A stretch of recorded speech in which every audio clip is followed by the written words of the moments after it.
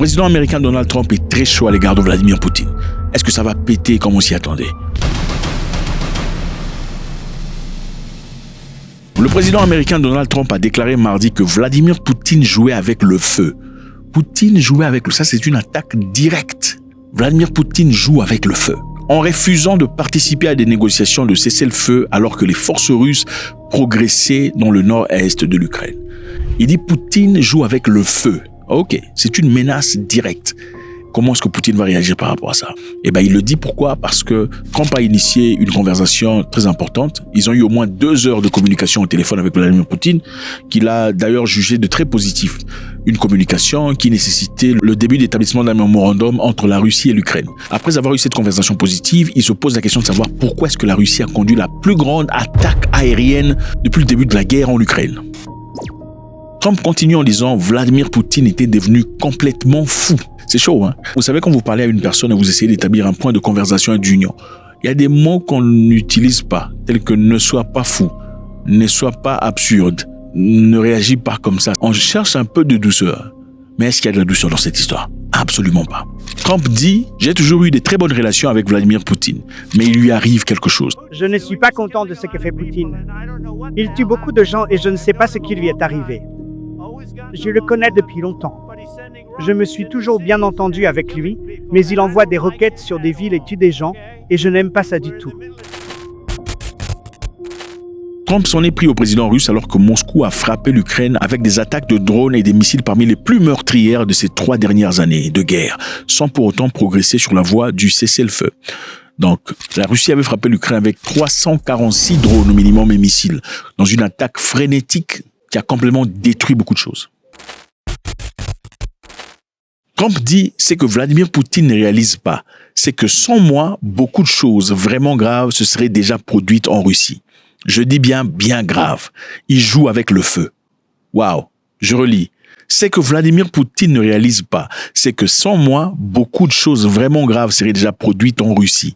Je dis bien vraiment grave. Donc c'est une façon de dire à une personne, tu ne réalises pas que c'est à cause de moi que tu es toujours vivant. Hein, c'est à cause de moi que tu vis dans cette condition de vie dans laquelle tu es. Sinon, tu serais complètement par terre. Imaginez-vous qu'une personne vous dise ça, même si vous êtes des bons amis. Comment réagissez-vous par rapport à ça? C'est à cause de moi que les choses aussi graves ne sont pas encore arrivées dans ta vie. La réponse de la Russie n'a pas traîné. C'est venu de Dmitri Medvedev, l'ex-premier ministre de la Russie. Medvedev a déclaré que la troisième guerre était la seule vraiment mauvaise chose qui arrivait. Donc, en réponse à ce que Trump a dit, que les choses terribles, mauvaises, graves risquaient d'arriver, si ce n'était pas pour lui.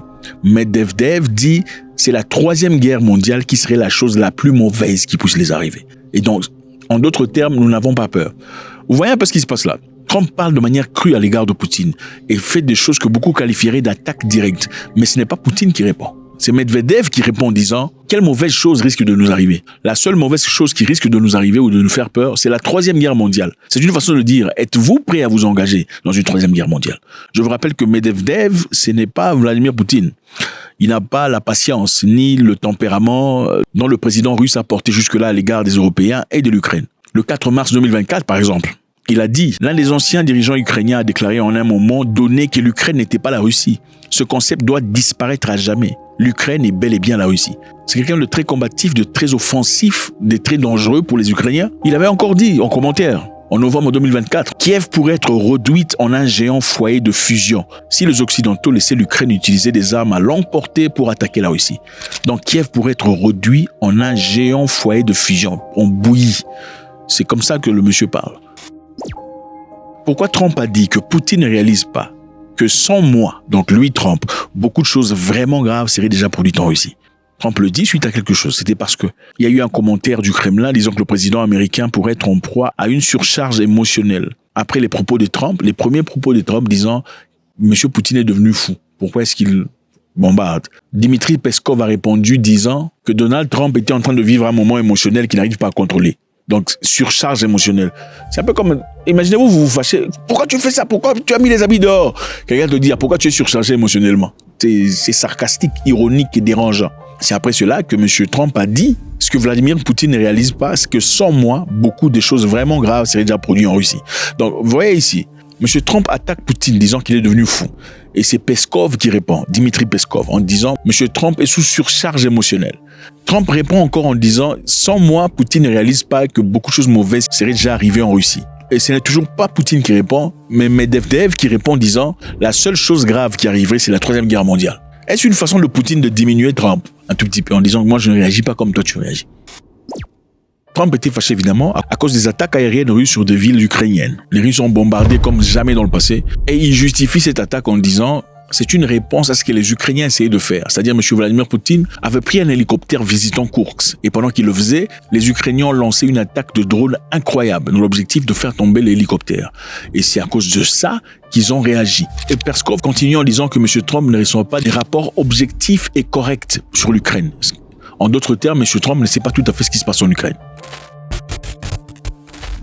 Après un entretien de 2 heures avec Trump la semaine dernière, Poutine a déclaré que la Russie était prête à collaborer avec l'Ukraine sur un mémorandum relatif à un accord de paix. Donc, M. Poutine et Trump avaient discuté pendant plus de 2 heures au téléphone.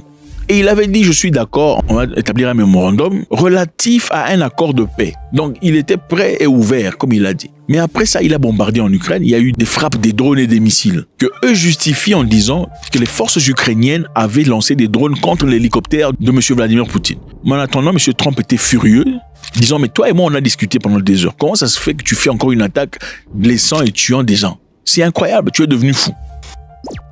Alors, le dirigeant russe avait indiqué qu'une partie des travaux de ces mémorandums, évidemment, constituerait à définir un éventuel cessez-le-feu, y compris un calendrier. L'Ukraine, ses alliés européens et les États-Unis ont tous exhorté Poutine à accepter un cessez-le-feu immédiat et inconditionnel d'au moins 30 jours. Voilà ce qu'il demande. Un cessez-le-feu immédiat et inconditionnel, pas des conditions.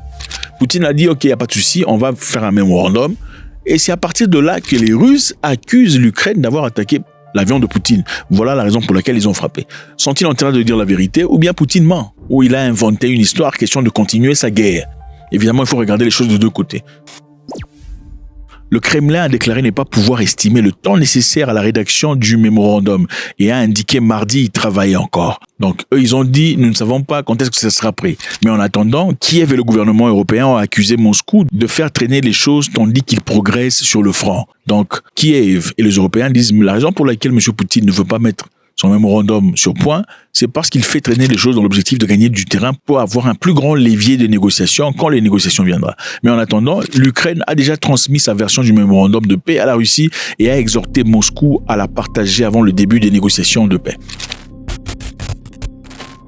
Les amis, Donald Trump jusque-là a retardé l'adoption de nouvelles sanctions majeures contre la Russie, bien qu'ils affirment qu'un plan d'action a été préparé contre Poutine s'il décidait de le faire. Donc c'est ça, Donald Trump a dit que Poutine était fou, il avait complètement perdu la tête, et aussi la raison pour laquelle la Russie est encore là, c'est parce qu'il a joué un rôle très influent, un rôle très important, sinon des choses vraiment graves seraient déjà passées. Et Medvedev est très en colère, mais en disant la seule chose de grave qui risque de nous arriver, c'est la Troisième Guerre mondiale. Ça veut dire que ce que tu es en train de raconter là, c'est du baratin. Faites-moi savoir ce que vous en pensez, toujours avec beaucoup de plaisir. God bless.